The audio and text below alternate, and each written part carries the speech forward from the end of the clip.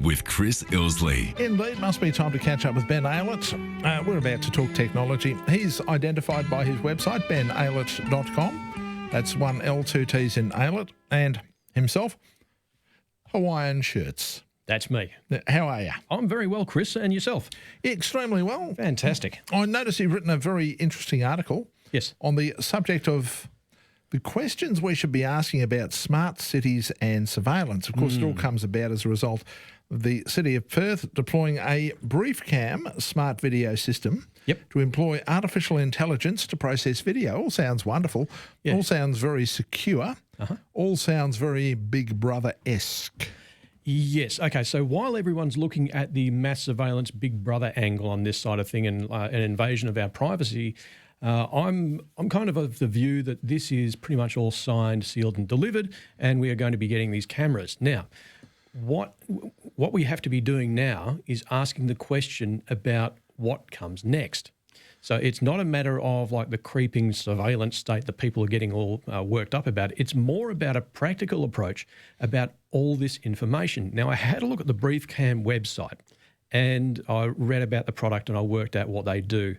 And they have developed this software that they then sell to a client, and that software is then running on the data that is collected and held by the client.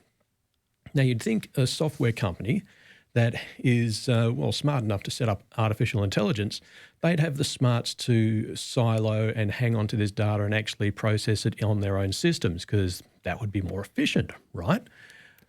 I'm guessing that probably doesn't fit in with what I suspect is the unspoken mantra, which will be something like all care, no responsibility. The moment you have your own servers or your own storage capacity, you kind of bear responsibility. The moment you have it with a third party, whether it be the customer or somebody else, you've kind of handballed the responsibility. Yeah, so what BriefCam have done, I mean, hats off to these guys. They've worked out a good business model that works for them.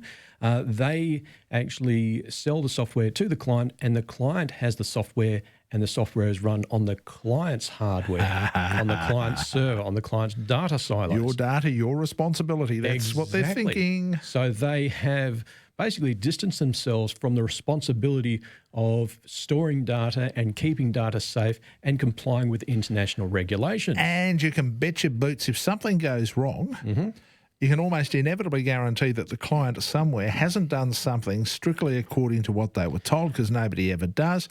There's the get out of jail free card.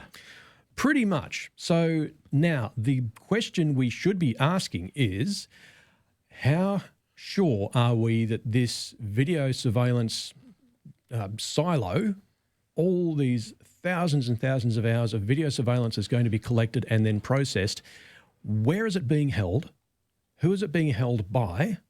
And what measures are there in place to make sure that all this video doesn't fall into the wrong hands? And more importantly, what's to stop someone from inside the organisation from selling access or the actual video data themselves? Because I just saw a story today about how a member of the police force, probably with some of the clerical or management type people, actually sold access to police information. Yes. So the inside threat is a very, very big threat, and that's not even including the problems that we get with misconfigured systems. So security might not be set up as well as it should be, and of course the ever-present threat of outside attackers, which is always there. Always there. And look, I've got to say, I think they're kind of clever in their business model, because the client bears responsibility. And of course, what's going to happen is the client is always going to defer to the supplier, who's then going to be in the position to say, well, the client wasn't using it the way we expected them to use it. And the client says, well, we were using it in accordance with best practice. And what happens is eventually you create a mishmash where nobody becomes to blame, but the net result is that information is compromised. And of course, like a lot of things, the legislation governing this is way behind the technology and where it's got. Well, in some cases it is. In other cases, it is actually ahead of the curve. Some of the legislation or regulations out there are actually quite interesting. And this is where things get fascinating. So collecting and holding information It's enough of a burden just to do it for local people. Yep. What if someone from the European Union was to walk in front of a camera? Their personal information, i.e. their image, has been stored without their knowledge or consent. Yeah. And does that member of the European Union, in accordance with the GDPR, which is a massive stick that the EU has been whacking the likes of Google and Facebook with, yep, will they have access to that data? Will they have the right to remove it, alter it, or just view it? If it's gathered and held outside their jurisdiction, I think the answer is going to be no, they won't. Well, then that is not compliant with the GDPR, because it doesn't matter where it's held. If it's a member of the European Union... Which we are not. We are not, but a tourist, a resident of the EU... Is a guest in this country, won't apply. It applies in the country where you do it. So, in other words, that will apply within countries that fall within the EU, that are EU countries. Outside of EU countries, regardless of whether you're an EU citizen or not, won't matter. Right? It's like saying that a law that doesn't apply in Australia but does apply in Bali, well, how can you convict that person? I mean, we've had Australians face the death penalty in Indonesia, reason being because that's what applies in Indonesia. What applies in Australia is irrelevant. The same thing will happen here. Yep. What applies in the EU is irrelevant. And if somebody from Europe comes here for a holiday, then they're subject to Australian law, and European law doesn't matter squat. Well, we'll see how that shakes out. It's at the moment, it's still early days. There is a lot of interpretation going on. But I think the big question here is the City of Perth fully equipped, and are they properly prepared to, I suppose, secure this data? Well, actually, it's interesting. And here's another factor, and you want to talk about a legal factor. This is one that really needs to be asked. At the moment, the City of Perth is under management, right? They shove the councillors aside. They've got these managers in who are doing an assessment. Ultimately, they're talking about a new council being elected. I think it's next year, October 2020. Okay. Right? So all of this decision is being taken by administrators, not by anyone who is ever elected to the City of Perth. It has not been made by the decisions, and the implementation of this has not come from elected members, people elected by the ratepayers. It's come from these administrators who are currently running the City of Perth. Now, there could well be an argument, and there could well even be a legal argument to say, well, given these people are not elected representatives, are they able to carry out what are supposedly decisions you would imagine would be made by the elected representatives? In other words, how could you argue these people are representing the interests of ratepayers when the ratepayers never put them there? Yep. Yeah. So I think that is actually the interesting question that goes with that one. Yeah, I'm sure it does. And, of course, like a lot of things, what will happen? Sure as God made little apples, somewhere along the line somebody's going to hack in. Oh, absolutely. The reason being, how do I know this is going to happen? Don't call me a skeptic. It's because people buy this stuff on a budget. Somebody looks at it and you get told it's going to cost X number of dollars and they think, gee, how can we shave 15 or 20% off that? Yep. Well, the answer is by cutting corners. Right? So somebody says, oh, mate, can you do it cheaper? Yeah, well, they do it cheaper. Yep. And they cut corners. And, of course, inevitably, intangible things like security are the things that get cut. If you ever look at some of these areas where things get cut, security and safety are usually the two. Yep, that's right. Got to wonder. By the way, if you'd like to have a chat to Ben, if you've got some technological issues you're trying to solve, 922 118 882 the number. Do you have something happening in your community? The local school fete, a community concert, a fundraising quiz night, or perhaps your sports club needs a helping hand. Promote it on the 6PR Community Board. Proudly brought to you by Hyundai. No matter how big or small your event, make sure it's on the 6PR Community Bulletin Board, a free service for non-profit groups where you live. Email details to community@6pr.com.au. Proudly brought to you by Hyundai. All day, every day, WA. Report after report has found that switching to a cheaper deal is one of the best ways to save on winter power bills. Right now, there's a special deal from none other than Origin Energy at 50upclub.com to help you avoid winter bill shock. Switch your natural gas through 50upclub.com and receive a 36% pay-on-time discount off Origin Energy's published Origin Supply natural gas usage charges for WA for 12 months.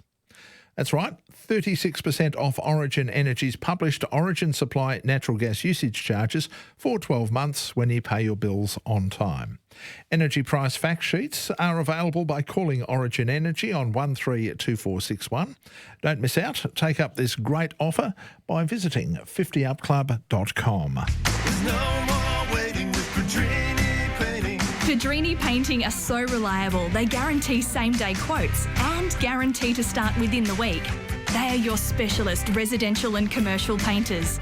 Don't paint a stroke without a quote from the pros at Pedrini. Call 9315 1300. No more waiting with Pedrini Painting. Now's the time to get your painting done. G'day, Jacko here. Catching a game at the new stadium? Make the Carlisle Hotel first stop. With heaps of parking, great value food and beverage, TAB and a train station right out the front, the Carlisle is the new home of sport. Rutland Ave Carlisle. Okay, so you never take your shoes off in public, right? Let me guess. Nail fungus. I know, looks unsightly. So let's fix the problem. My Foot Doctor specialise in the effective treatment of fungal nail infections with our revolutionary laser treatment. Clinically proven. No anaesthetic, no pain and no recovery period. Who knew, right? We did. Book your appointment today at myfootdoctor.com.au or call 1-800-FOOT-DR. What do we want? Your late model car. When do we want it? Now. What do we want? Your late model ute. When do we want it? Now. What do we want? Your late model 4x4. When do we want it? Now. At wewantyourwheels.com.au, we want, well, anything with 4 wheels. We'll buy it on the spot and even pay out the finance. We'll buy any make, any model, any value. What do we want? The web address? It's wewantyourwheels.com.au. Until midnight, this is Perth Tonight with Chris Ilsley on 882 6PR. Ben Aylett's here. BenAylett.com is the website. That's where you'll find all of his contact information. 1L, 2 T's in Aylett, BenAylett.com. 92211882. Also, if you've got any technical problems or some issue with your gadgets you'd like to find out. Had one of those scams this morning. Oh, yeah? I woke up and Bernadette yelled out to me. We got one. Yeah, she said, Chris, there's this automated message saying if we don't do something in 24 hours, Telstra are going to cut our internet off. And I said, it's a scam, hang up. If I'd been awake myself, I would have got them on the line, started giving them a hard time. Yeah. Actually, I was in bed. I couldn't be bothered. I actually had a client call me with that very same thing this morning. Yeah, they're out and about. They're doing it. We got one this morning. Yeah. And it just so happened that we're talking to Telstra at the moment about NBN. And so you get the coincidence, and what happened was Bernadette hesitated for a moment. And I said, no, it's a scam. They don't ring up and threaten you like that. Yeah, all they're after is getting everything to line up, just to hit the right notes to get someone to bite. Yep. And look, sometimes they do it by absolute coincidence. You know, because they just happen to strike at the right time. As I said when we were having the conversation, I said if they phoned up and said, oh, we're from Optus, you'd straight away know that, oh, no, we don't deal with them, so that can't, that's BS straight away, you know. But if it's somebody you deal with, then you go, aha. Yes. Yeah. So be warned, they're out there. And the latest thing is, you know, if you don't do something, we're going to cut you off in 24 hours. Yeah, see, and that's a classic move by the scammers and the hackers. They're pressure. Yeah, they try to create this air of urgency, which is going to get you to act and do things that you normally wouldn't do because you're under pressure and you're panicking. Yeah. And that's it. Yep. I mean, the next thing that would have come is press 1 or press 2. I just said, no, it's a scam, hang up. If it was me, I'd have pressed a button. Yeah. Said, no, cut me off. And then I'd say, you don't know who I am, do you? I'd do stuff like that. But then don't recommend other people do that. No. The other thing is, too, they do know our profanities. I keep saying that. They're getting good. I bring out the worst in them every time. I've been called everything. I've some amazing character references from scammers. It's so good. The very second they swear, you know you've won. Yes. You give yourself a little fist pump there and say, you beauty, got ya. I'll tell you off air what a friend of mine said to one of them one day. Sent him frothing. Oh, dear. Absolutely frothing. Okay. We'll save that for later then. Oh, I think so. Hello, Norman. Last week I got the Chrome card sorted. Oh, that's Mike right. Bree helped me find the channel, the source, and click 4 buttons to get the DMHI. Yep. Yep. It was all sorted last Friday. I downloaded the app, the Chromecast app. Yep. And she's go. She's apples. So it's all working. Yeah, it is working. Yeah, Ben told you that he thought it would be moving. pretty easy, didn't he? Yeah, it is. Looks like Bree. He helped me Friday. Yeah, Find that's the channel. great. Yeah.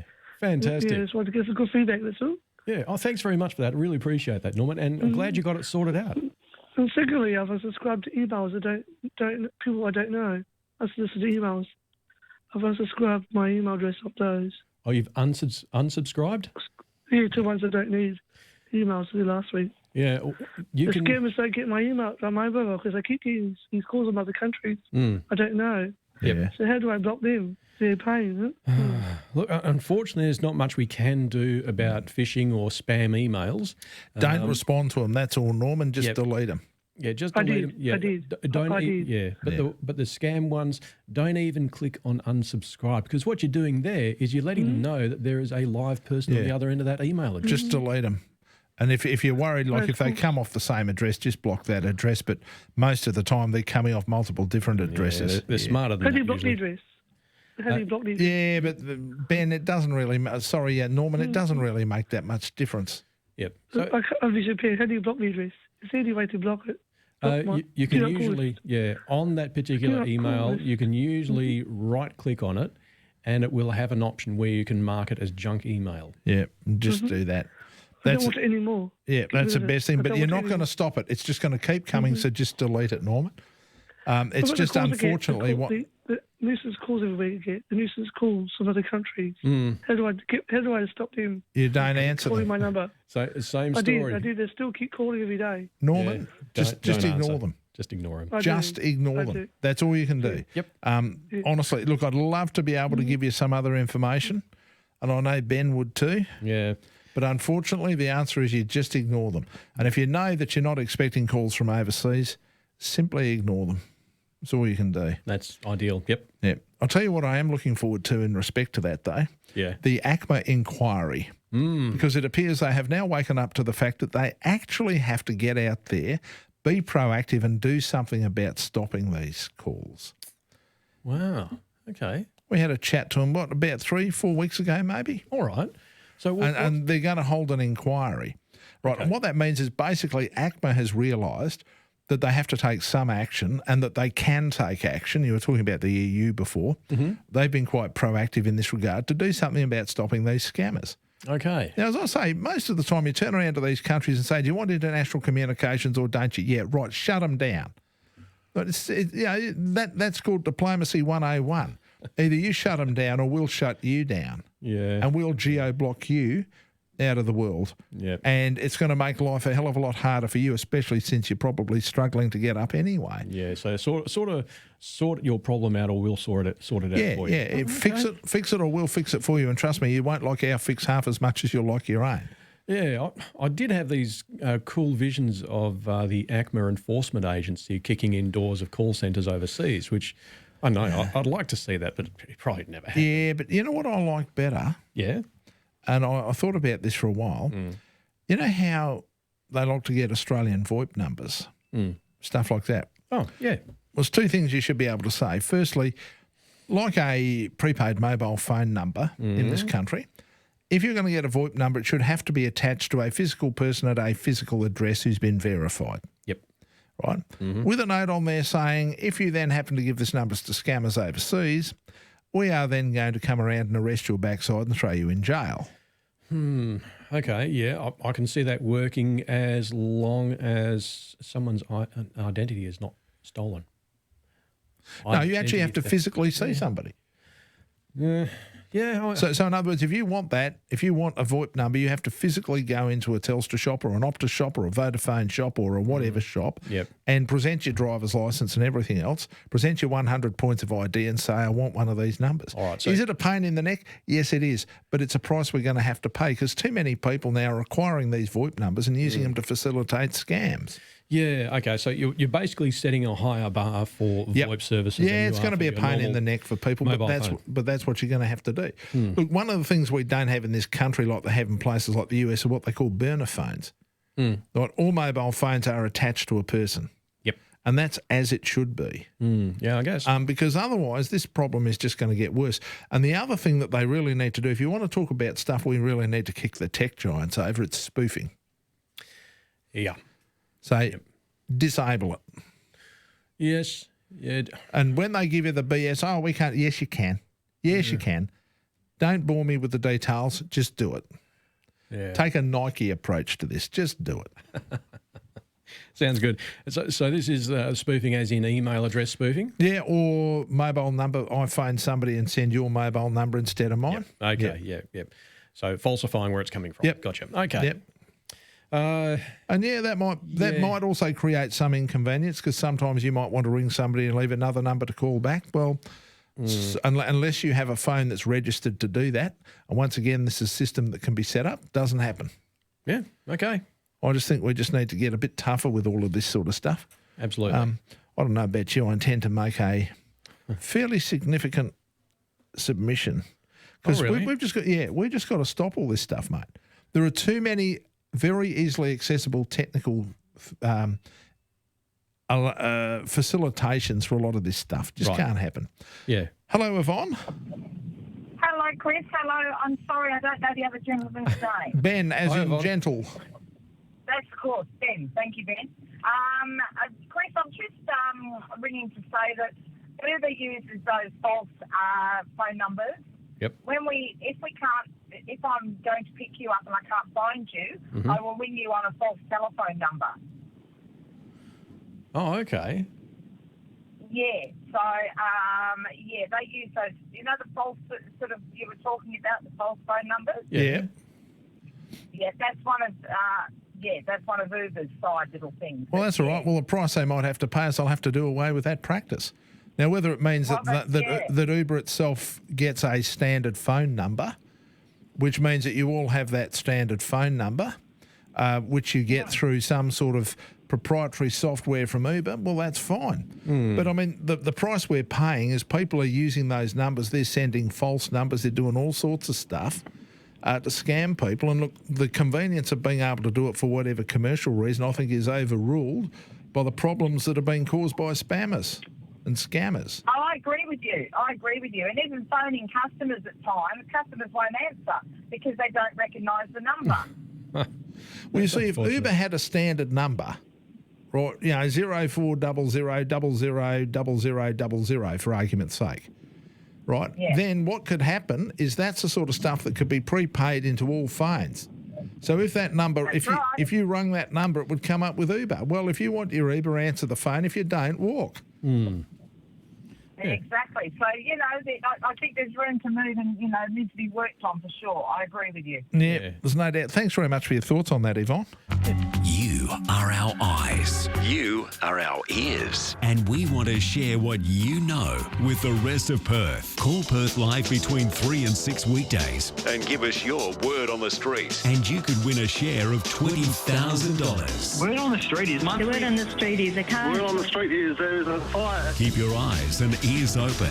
Word on the street. Weekdays from 3 on Perth Live. Thanks to Helena Valley Lifestyle Village on 6PR. Make your vote count. Hi, I'm Jonathan Crabtree. No matter who you vote for on the green ballot paper, bring back common sense with your Senate vote. Stand up for our freedoms and stronger borders. Vote 1, Australian Conservatives in the Senate. Authorised by J. Crabtree, Australian Conservatives, Scarborough. Albi Lager is made for WA, and there's nothing West Australians love more than getting out on the water. That's why Albi Lager is giving you the chance to win a $20,000 Stay Satinian trailer. It's easy to enter. Just buy a carton of Albi Draft or Albi Crisp, head online to albi.beer and enter your details. There are also 5 runner-up Engel fridges to be won. Albi Lager is now available in cans, so grab a carton of Albi from any bottle shop, head online, and good luck. T's and C's apply. Albi Lager, made by WA. City Toyota, we're your number one The best time to buy a new car from City Toyota is now. With all new 5-year Toyota Warranty Advantage, fixed price service across all models, guaranteed future trade-in price and Toyota Access Finance. Plus register your interest for the all-new RAV4 due for release May 1st. citytoyota.net.au. City Toyota, we're your number one. Deal 12195.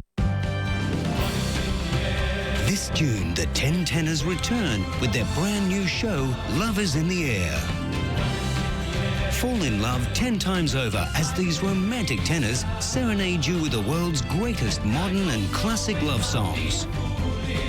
Don't miss the 10 Tenors, Love is in the Air tour. Regal Theatre, June 1 and 2. Tickets on sale now at the10tenors.com.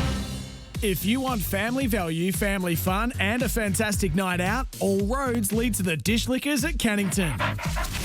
Quality racing and restaurant meals that are dish-licking good. A night out with friends or the fam, the Cannington Dogs are always action-packed. Each Wednesday and Saturday, there's exciting greyhound action all year round. Get along to the Dish Lickers at Cannington. You know you want to. For bookings in the Box 1 restaurant or more information, visit greyhoundswa.com.au. Before you decide on a build-up, check out Dan Mahomes' new white label range of 2-storey double clay brick narrow lot designs. Starting from under $231,000, you won't find better value. danmahomes.com.au, BC 9032.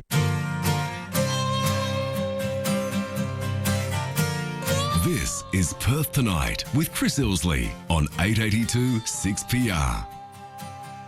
922 the telephone number if you'd like to have a chat to Ben. G'day, Des. Hi. Now, if you've got the time of day to do it, and as I have, when they ring now, we don't actually get the NBN here. Right. They don't start anything with ours in our little area here until the 26th of May. Right. So for the last few months where they've been telling me, I'm going to cut your thing off, and I can say, yeah. I go along every now and again. And I say, and in the end of it, I say, well, it's a bit hard to cut it off because we don't get it for another 2 months yet. So that part was all right.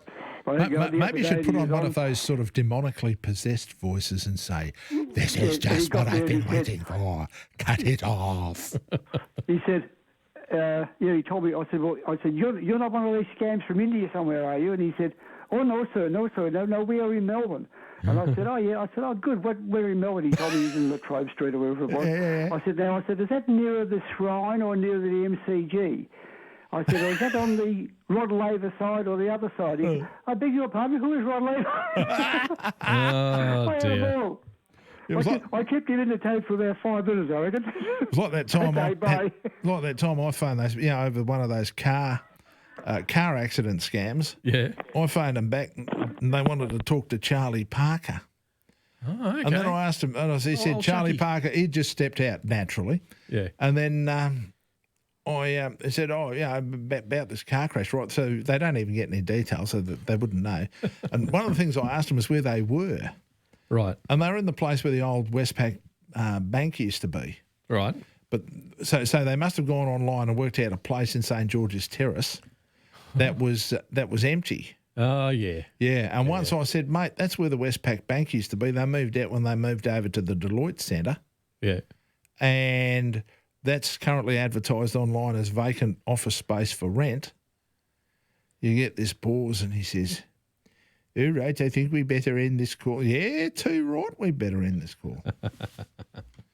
By the way, dear.